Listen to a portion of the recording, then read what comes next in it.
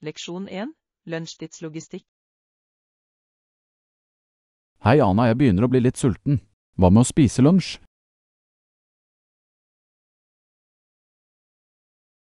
Høres bra ut for meg. Hva hadde du i tankene? Vel, jeg tenkte vi kunne få noen smørbrød og hermetiske supper. Det ville treffe blink. Og smørbrød og supper, en klassisk lunsjkombinasjon. Og vi bør ikke glemme snacks også. Absolutt. Vi må hente noen skjetonger og OMM, hva annet ville vært en god sammenkobling?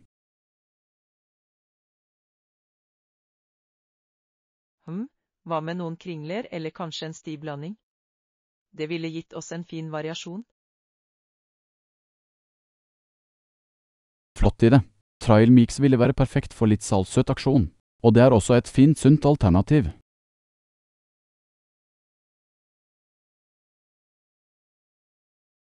Nøyaktig. Vi kan balansere hjerteligheten til smørbrødene og suppene med litt lettere, sprø snacks. Høres ut som en plan. Skal vi gå til matbutikken nå? Jeg begynner å få de sultplagene.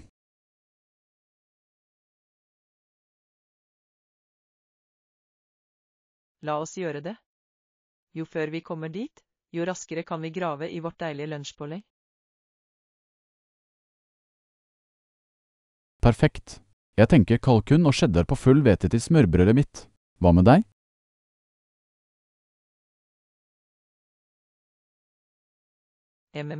Det høres deilig ut.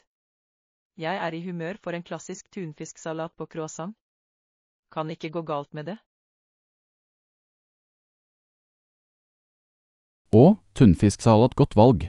Vi må sørge for å få tak i noen servietter også. Vil ikke ha noen rotete uhell.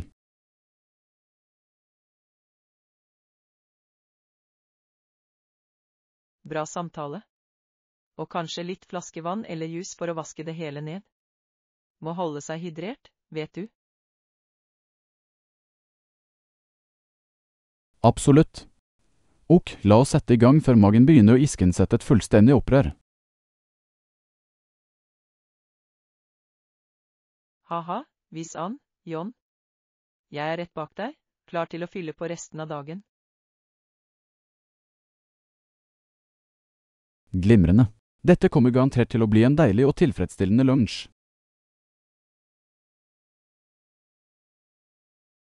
Leksjon 2. Flerkulturell migrasjon. Hei Anna, visste du at Australia har blitt litt av en smeltedeal av kulturer de siste 10 årene? Virkelig? Det hadde jeg ikke skjønt. Hva slags kulturelt mangfold snakker vi om?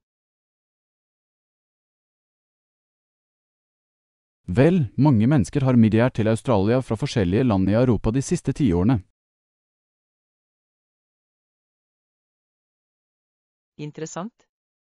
Jeg antar at det er fornuftig, gitt Australias rykte som et ønskelig sted å bo og jobbe. Nøyaktig. Landet har sett en tilstrømning av innvandrere fra hele Europa, Spania, Italia, Hellas, og Namit.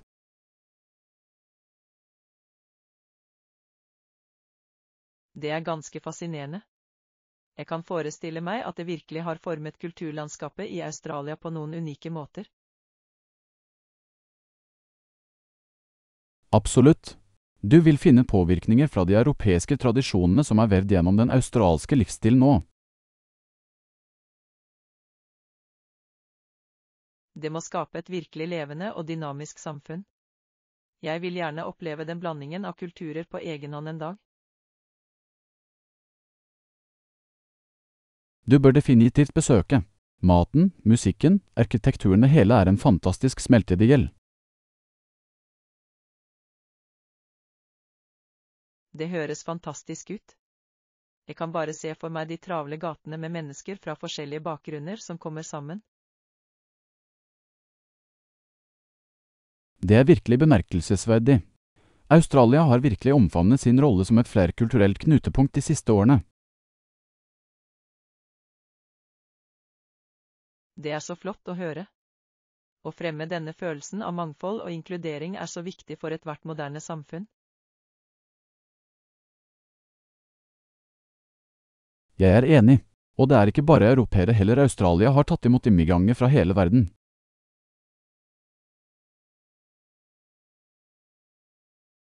Wow, jeg ante ikke. Det er som et mini-United Nasjons stevnunder. Det må gi noen fascinerende kulturutvekslinger.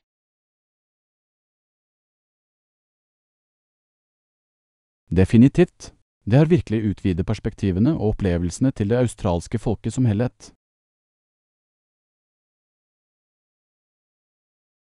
Jeg kan bare forestille meg. Det er inspirerende å se et land så åpent og innbydende for mennesker med ulik bakgrunn. Absolutt. Australia er et godt eksempel når det gjelder å feire mangfold og inkludering.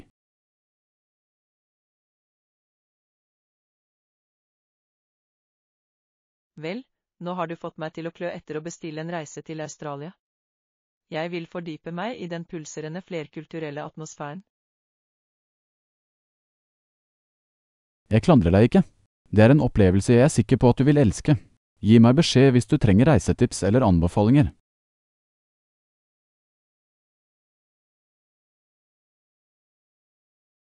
Vil gjøre det, John. Denne samtalen har definitivt vekket min interesse for å utforske Australias kulturelle smeltedigel. Høres ut som en utrolig reise. Jeg tror du kommer til å like det, Anna. Det er en øyeåpnende og berikende opplevelse, det er helt sikkert.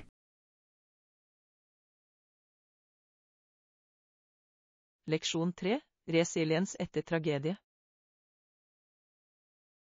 Anna, jeg må snakke med deg om noe som har tynget meg tungt. Selvfølgelig, John. Hva er det? Du kan snakke med meg om hva som helst. Jeg besøkte nylig noen av ofrene som hadde overlevd en forferdelig tragedie. Skadene de pådro seg var bare hjerteskjærende.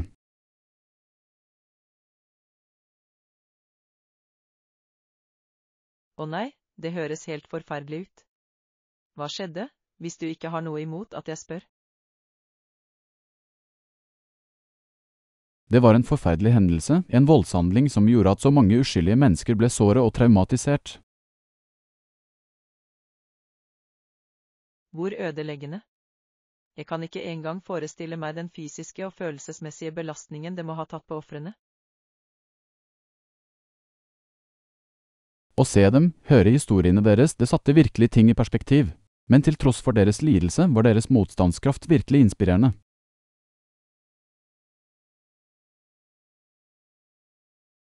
Det er bemerkelsesverdig. Selv i møte med en slik tragedie, klarte de å finne styrken til å fortsette. Nøyaktig. Måten de har plukket opp brikkene og jobber for å gjenoppbygge livene sine er virkelig ydmykende.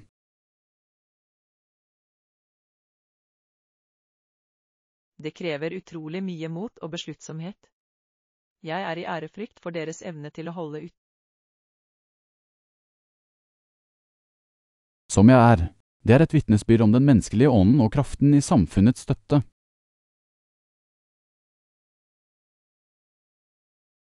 Absolutt. Å ha det nettverket av omsorg og medfølelse må utgjøre hele forskjellen i deres utvinning. Det gjør det virkelig. Det var utrolig rørende å se fremgangen deres, høre om utstrømmende hjelp og vennlighet.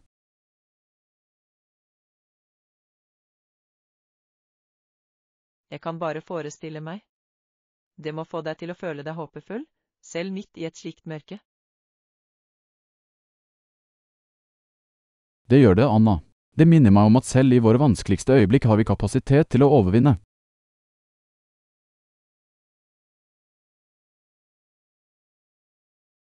Det er en vakker måte å se det på. Historiene deres er en kraftig påminnelse om den menneskelige åndens motstandskraft. Nettopp. Jeg er takknemlig for å ha fått sjansen til å være vitne til deres styrke og besluttsomhet.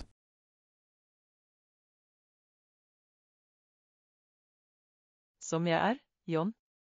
Å høre om reisen deres må ha vært utrolig virkningsfull. Jeg beundrer din medfølelse for å ville støtte dem.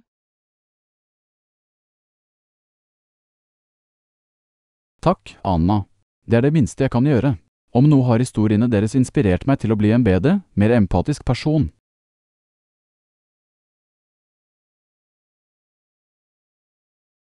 Det er fantastisk, Jon. Jeg er ikke i tvil om at din tilstedeværelse og støtte har gjort en meningsfull forskjell i livene deres. Jeg håper absolutt det. Disse personene har vært gjennom så mye, men deres motstandskraft er virkelig fryktelig nytende.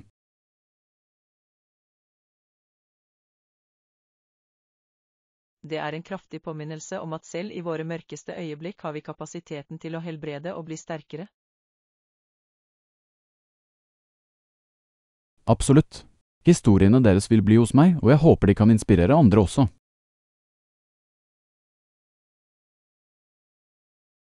Leksjon 4. Skille mellom vitenskap og leseferdighet. Hei Anna, jeg har tenkt mye på forholdet mellom vitenskap, teknologi og humaniora i det siste.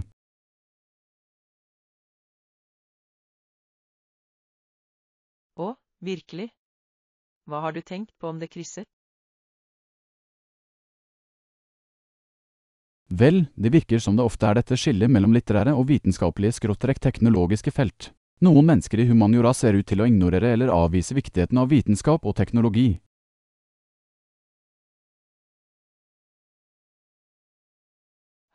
Det er en interessant observasjon. Hvorfor tror du skillet eksisterer? Jeg tror det har å gjøre med de forskjellige tankesett og tilnærminger mellom de to rikene. Den vitenskapelige metoden handler om empiri og målbare resultater, mens humaniora er mer fokusert på tolkning og subjektive erfaringer.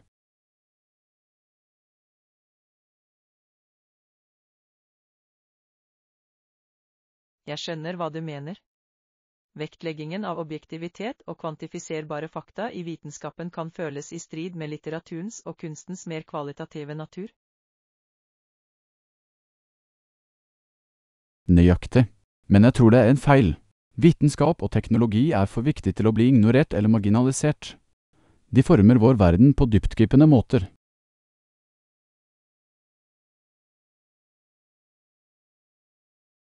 Jeg er enig. Vitenskap og teknologi har så stor innvirkning på våre daglige liv, vår kultur og vår forståelse av universet. Vi har ikke råd til å avskjedige dem. Absolutt. Fremskritt innen felt som medisin, fornybar energi og kommunikasjon har forvandlet den menneskelige sivilisasjonen. De fortjener en plass ved bordet ved siden av den litterære kunsten.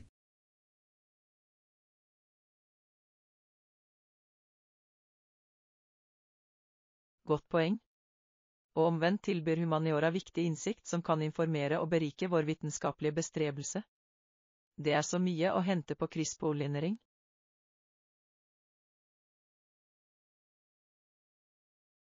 Definitivt. Litteratur, filosofi og kunst gir oss en dypere forståelse av menneskets tilstand. Denne konteksten er uvurderlig for å veilede anvendelsen av vitenskap og teknologi.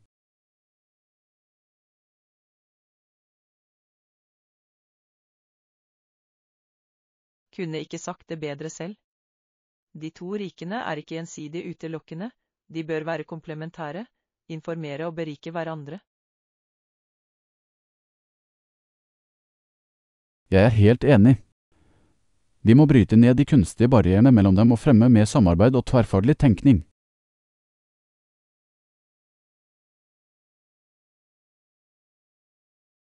Absolutt. Integrering av vitenskapelige, teknologiske og humanistiske perspektiver er avgjørende for å møte de komplekse utfordringene verden står overfor i dag. Godt sagt, Anna. Det er på tide at vi begynner å bygge bro over skillet og anerkjenne den enorme verdien som både vitenskap og humaniora bringer til bordet.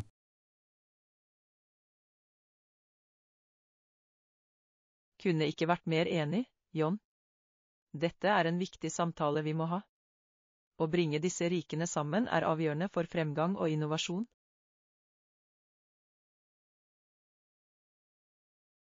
Avtalt. La oss fortsette å utforske måter vi kan fremme denne integreringen og verdsettelse for hele bredden av menneskelig kunnskap og kreativitet.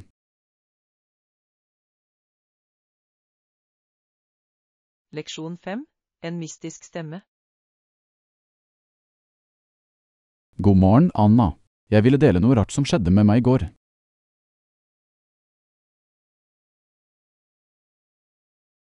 Å, virkelig? Hva var det? Jeg er alle ører. Vel, jeg gikk gjennom parken, og et øyeblikk trodde jeg at jeg hørte en annen stemme bare en kort stund. En annen stemme? Det er merkelig. Hva mener du egentlig? Kjente du det igjen? Nei, det er saken. Det var bare noen få ord, men jeg kunne ikke helt skjønne hvem det var eller hvor det kom fra.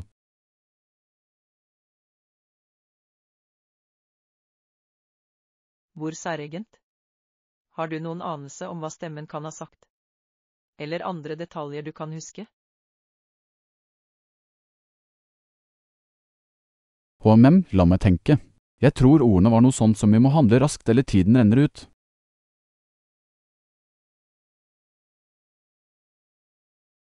Huff, det er ganske illevarslende. Har du noen teorier om hva det kan ha handlet om? Jeg er ærlig talt ikke sikker. Det hele skjedde så fort, jeg prøver fortsatt å sette det sammen i tankene mine.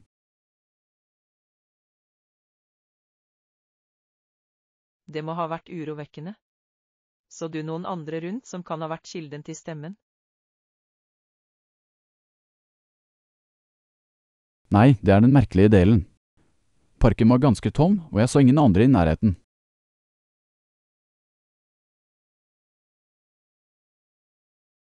Hvor merkelig? Tror du det kunne vært fantasien din som spilte deg et puss? Jeg vurderte det, men ordene virket så klare og tilsiktede. Jeg kan ikke rokke ved følelsen av at det var mer i det.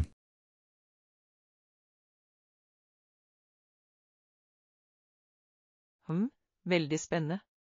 Jeg er nysgjerrig på om du vil avdekke flere detaljer om denne mystiske stemmen.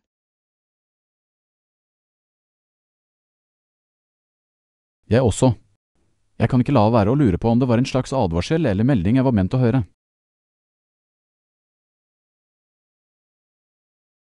Det er et interessant perspektiv. Kanskje var det et tegn på at du burde være mer observant på omgivelsene dine? Ja, kanskje. Eller kanskje det bare var en merkelig tilfeldighet. Uansett, det undrer meg.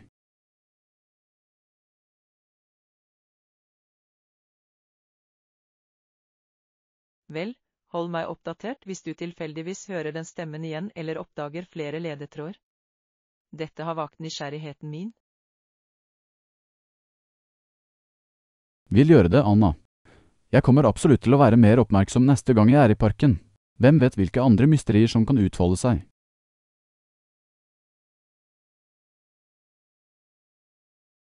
Absolutt. Mystiske hendelser som dette gir alltid slike spennende historier. Jeg ser frem til å høre mer, John.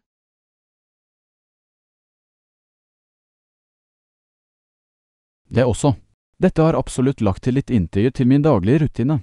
Jeg skal sørge for å holde deg oppdatert.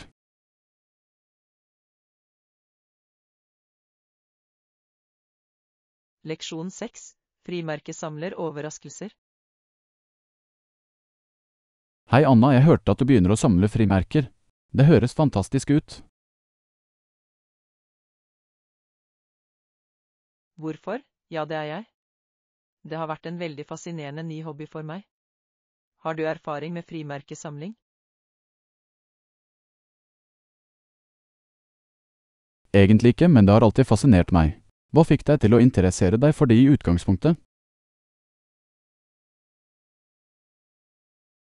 Vel, jeg har alltid vært litt av en historieinteressert, og jeg synes at frimerkedesign kan tilby et så unikt vindu inn i forskjellige kulturer og tidsperioder.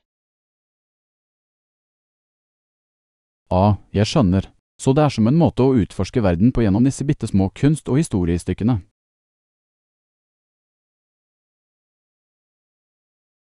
Nøyaktig. Og jakten på sjeldne og unike frimerker kan være ganske spennende. Har du planer om å delta på noen frimerkeutstillinger eller messer? Frimerkeutstillinger? Jeg hadde ikke engang tenkt på det. Er det en stor del av frimerkesamlersamfunnet?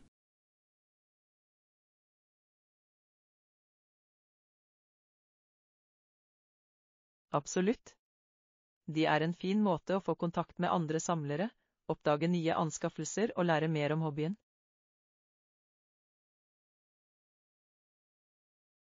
Det er veldig kult. Jeg kan forestille meg at det må være et ganske nisje, men hengiven fellesskap. Det er det virkelig. Frimerkesamlere har en tendens til å være utrolig lidenskapelige og kunnskapsrike. Utstillingene er som et frimerkeelskers paradis. Jeg kan bare forestille meg. Alle de små kunstverkene og små utdragene av historien på ett sted. Høres fascinerende ut.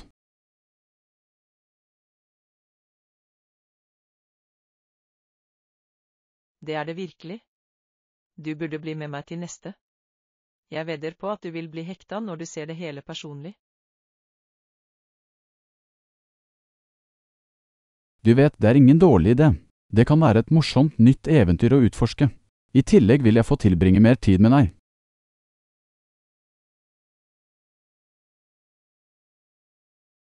Å, det er så søtt. Jeg vil gjerne at du blir med meg. Vi kan dykke inn i frimerkesamlingens verden sammen. Da er det en data. Jeg er spent på å se hva denne hobbyen har i vente og lære mer om dens rike historie.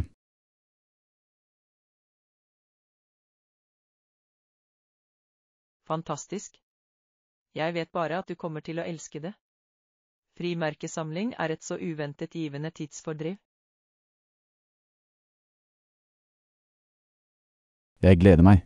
Hvem vet, kanskje jeg til og med finner en ny lidenskap i prosessen.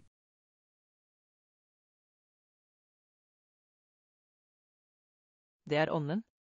Dette kommer til å bli så gøy. Jeg gleder meg til å dele min kjærlighet til frimerker med deg. Jeg er ivrig etter å se alt gjennom øynene dine. Dette kommer til å bli et fantastisk nytt eventyr for oss. Absolutt. Jeg har en følelse av at dette er starten på en vakker frimerkesamlingsreise. Jeg er klar til å dykke inn, Anna. Gå foran for å samle opplysning.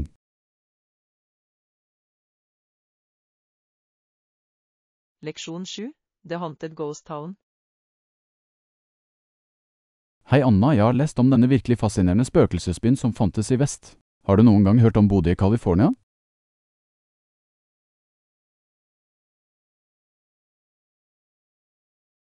Kropp. Nei, det kan jeg ikke si at jeg har. Hva er historien bak denne spøkelsesbyen? Vel, det var en blomstrende gullgruveby på slutten av 1800-tallet, men den ble til slutt forlatt og overlatt til forfall. Forlatt. Det er spennende. Hva førte til at byen ble helt øde?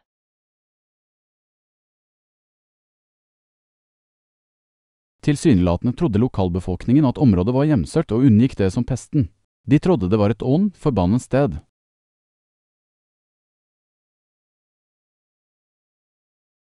Å, skummelt. Så byfolket gikk bare opp og dro fordi de var redde for spøkelser og forbannelser. Nøyaktig. Historien forteller at innbyggerne i regionen nektet å gå i nærheten av Bodø, og trodde at den var bebodd av mørke ånder.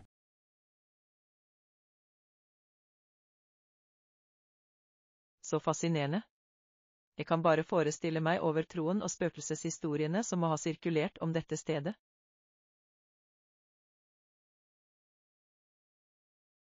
Ja, det sies at folk sluttet å besøke Bodø på 1860-tallet fordi de var for redde for ondskapen som lurte der. Wow, det er forpliktelse til en spøkelseshistorie. Jeg kan ikke engang fatte at en hel by blir forlatt på grunn av overnaturlig tro. Høyre. Det er egentlig ganske bemerkelsesverdig. Byen ble til slutt gjenoppdaget på begynnelsen av 1900-tallet, fullstendig frosset i tid.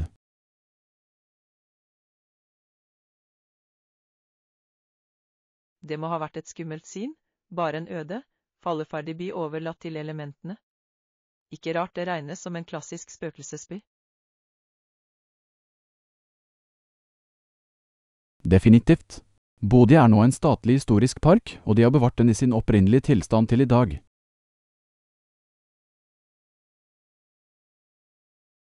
Det er utrolig.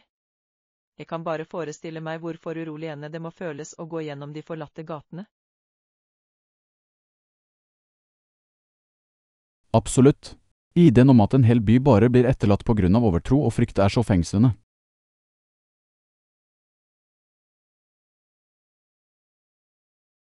Jeg er enig, det er et veldig fascinerende stykke historie.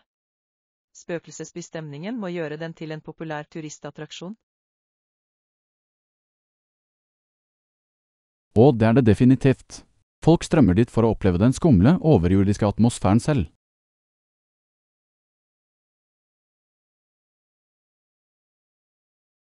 Jeg kan se anken. Det er noe spennende med å fordype deg på et sted med en så hjemsøkt fortid.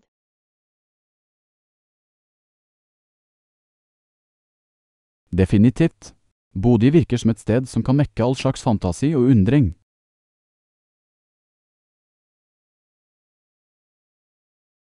Jeg er fascinert.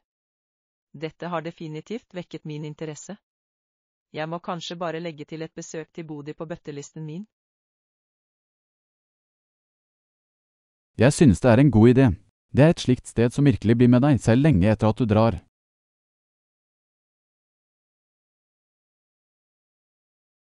Jeg kan forestille meg. Lokkingen til en autentisk spøkelsesby må være vanskelig å motstå. Takk for at du fortalte meg alt om det, John. Når som helst, Anna. Jeg liker alltid å dele fascinerende biter av historie og legene. Bodø er virkelig unik.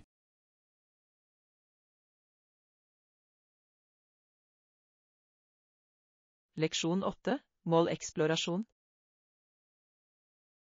God morgen, Anna. Jeg har en idé til et eventyr jeg tror du kan ha glede av.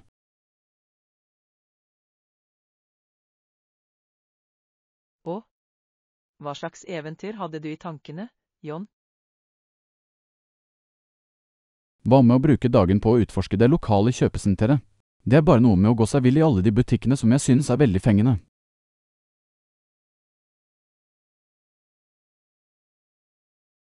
Kjøpesenteret. Jeg må innrømme at det vanligvis ikke er mitt første valg for et eventyr, men du har vakt nysgjerrigheten min. Stol på meg, det er mer enn bare shopping. Arkitekturen, variasjonen av mennesker, omfanget av det hele, det er som sin egen lille verden.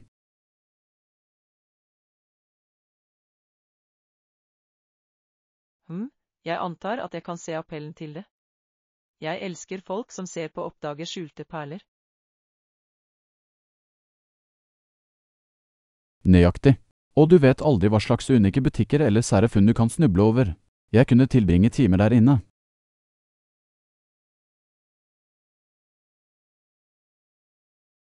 Timer, ikke sant? Nå selger du meg virkelig på denne ideen. Hva er det med kjøpesenteret du synes er så fascinerende? Vel, for det første er det store utvalget av varehus og spesialbutikker uendelig spennende. Hver og en har sin egen distinkte personlighet.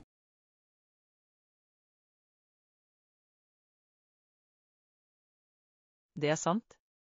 Kjøpesenteret har en tendens til å ha en så mangfoldig samling av detaljhandelopplevelser på et sted. Absolutt. Og så har du matene, underholdningsmulighetene, til og med de små pop-up-kioskene. Det er som sitt eget miniatyrøkosystem.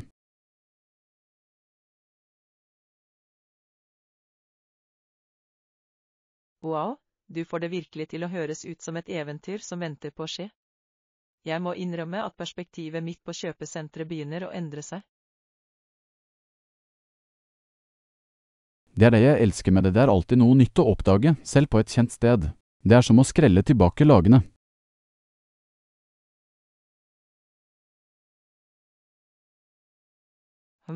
Jeg er nysgjerrig. Kanskje en dag med utforskning av kjøpesenter er akkurat det jeg trenger for å blande opp min vanlige rutine. Det er ånden. Jeg garanterer at du vil finne noe som vekker interessen din, enten det er sære boligvarer eller en uavhengig bokhandel.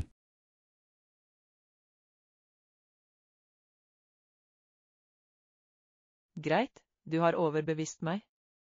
Når drar vi på dette kjøpesentereventyret ditt, John?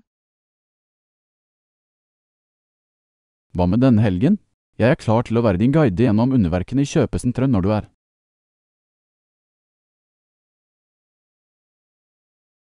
Høres perfekt ut. Jeg gleder meg til å se kjøpesenteret gjennom øynene dine og oppdage dets skjulte perler. Glimrende. Dette kommer til å bli en opplevelse du sent vil glemme. Gjør deg klar for en dag med en kjøpesentermagi, Anna.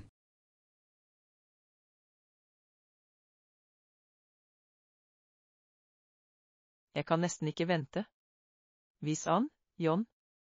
Jeg er klar til å dykke inn i kjøpesenterets uendelige muligheter. Fantastisk. Dette er starten på et stort eventyr. Forbered deg på å bli overrasket, min venn.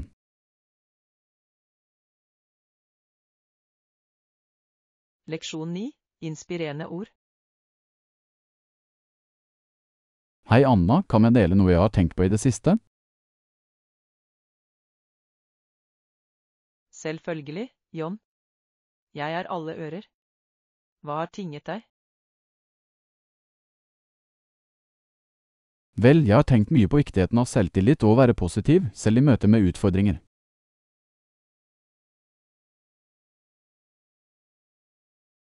Det er et så viktig tema. Hvorfor har du tenkt på det i det siste? Jeg har lagt merke til at noen ganger kan folk, inkludert meg selv, bli fastlåst av selvtillit eller frykt for å mislykkes. Men jeg tror det er nøkkelen å være selvsikker og tro på seg selv.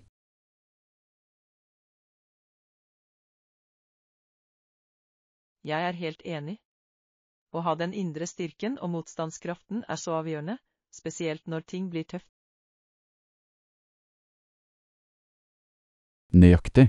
Uansett hvilke hindringer som dukker opp, kan du ikke la dem bryte ånden din eller rokke ved troen på deg selv.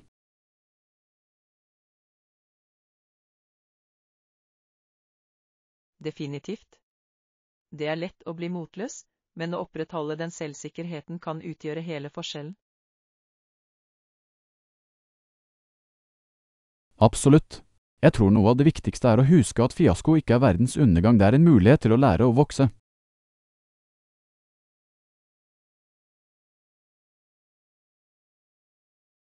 Det er et veldig klokt perspektiv. Å omformulere tilbakeslag som sjanser for forbedring er så viktig. Sikkert.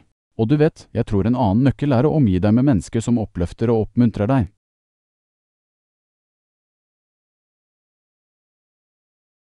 Ja, det støttesystemet kan utgjøre hele forskjellen. Å ha folk i hjørnet ditt som tror på deg er uvurderlig. Nøyaktig. Det er så viktig å ha det nettverket av positive påvirkninger å støtte seg på når tidene blir tøffe.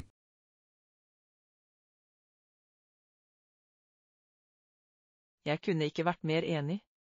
Selvtillit er et så kraftig verktøy, men det er enda sterkere når du har et fellesskap bak deg. Definitivt. Og du vet, jeg tror de mest inspirerende menneskene er de som nekter å bli definert av sine feil eller utfordringer.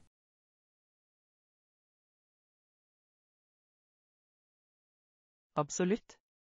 De som holder seg robuste og fortsetter å presse seg fremover, uansett hva livet kaster seg ut på. Nøyaktig.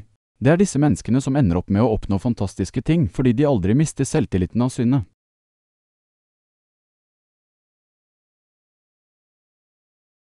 Godt sagt, John. Det er den typen ord og den slags tankesett som jeg tror virkelig kan gi gjenklang med å inspirere andre.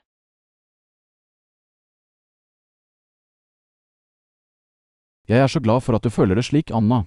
Å spre et budskap om selvtillit og utholdenhet er noe jeg virkelig brenner for.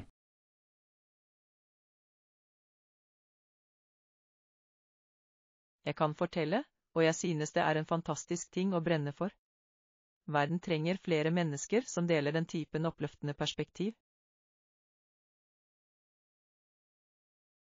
Jeg er helt enig. Hvis vi alle kan lære å være selvsikre og tro på oss selv, bare forestill deg de utrolige tingene vi kunne oppnå.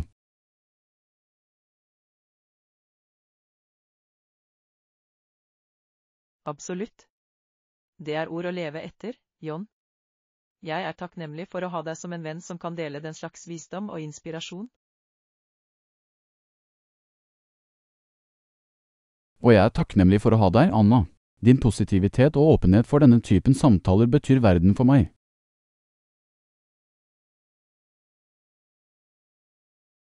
Leksjon 10. Arven etter Harriet Tubman. God morgen, Anna. Har du hørt om den utrolige historien om Harriet Tubman?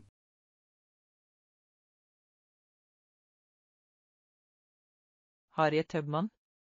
Nei, jeg tror ikke jeg er kjent med historien hennes. Fortell meg mer. Harriet Tubman var en afroamerikansk kvinne som slapp unna slaveri og deretter risikerte livet sitt for å lede hundrevis av andre slaver til frihet gjennom den undersjøiske jernbanen. Wow, det er en utrolig modig og uselvisk ting å gjøre. Jeg kan ikke engang forestille meg motet det må ha tatt. Absolutt. Tubman var kjent som Moses for det slavebundne svarte samfunnet da hun ledet dem til sikkerhet og frigjøring.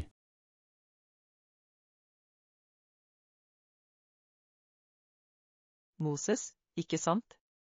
Det er et kraftig kallenavn som virkelig fanger betydningen av handlingene hennes. Hva mer vet vi om livet hennes?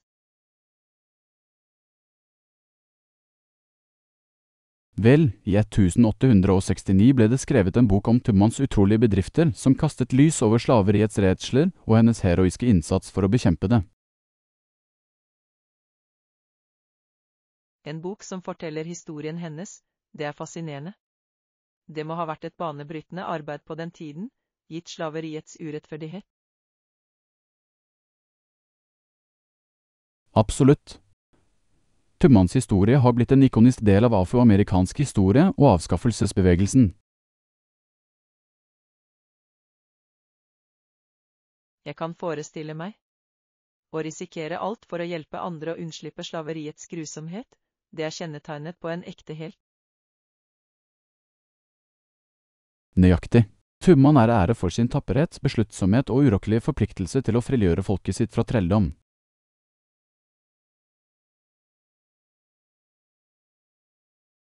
Det er utrolig hvordan en person kan ha en så utrolig innvirkning. Tubmans arv må fortsette å inspirere folk den dag i dag. Uten tvil. Hun blir sett på som et symbol på håp, motstandskraft og kraften til den menneskelige ånden til å overvinne selv de mest skremmende hindringer.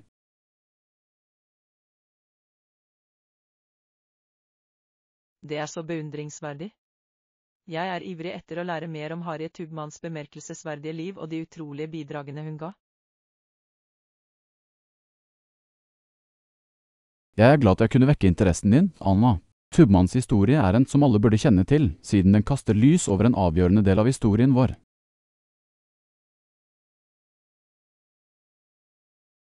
Absolutt. Hennes mot og dedikasjon til å kjempe for frihet og likhet er virkelig fryktinngytende. Jeg setter pris på at du deler dette med meg.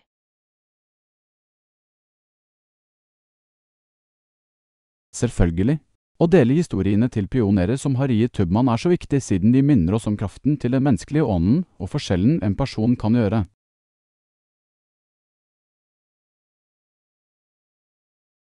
Godt sagt, John. Jeg har en følelse av at Tubmans arv vil fortsette å fengsle og inspirere folk i generasjoner fremover. Jeg kunne ikke vært mer enig. Hennes navn og hennes gjerninger vil for alltid være etset inn i historiens andaler som et vitnesbyrd om den transformative kraften til urokkelig overbevisning.